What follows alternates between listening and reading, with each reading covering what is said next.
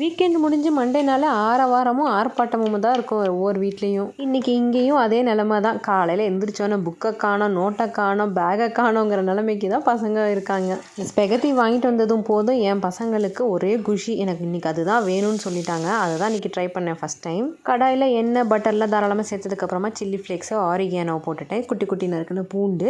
அதுக்கப்புறம் இந்த வேக வச்ச ஸ்பெகத்தி போட்டதுக்கப்புறமா ஆனியன் பவுடர், கார்லிக் பவுடர் கூட ஆட் பண்ணிக்கலாம் ஃப்ளேவருக்காக. சாஸ்ன்னு பார்த்தீங்கன்னா சோயா சாஸு, வீட்டில் இருந்த பெரி பெரி சாஸையும் ஆட் பண்ணிவிட்டு தேவையான அளவு உப்பு போட்டு நல்லா கிளறி விட்டுக்கிட்டேன். இறக்க போகிற நேரத்தில் கொஞ்சோண்டு மிக்ஸ்டு ஹர்ப்ஸ் அண்ட் இந்த கெச்சப் இருந்துச்சு, அதையும் சேர்த்து கிளறி விட்டாச்சு. மைனஸ் ஆட் பண்ணிங்கன்னா இன்னும் கூட டேஸ்ட்டாக இருக்கும். ஆனால் என் பசங்களுக்கு அந்த சீஸி ஃப்ளேவர் பிடிக்கல, அதனால் இதோட நிப்பாட்டிக்கிட்டேன்.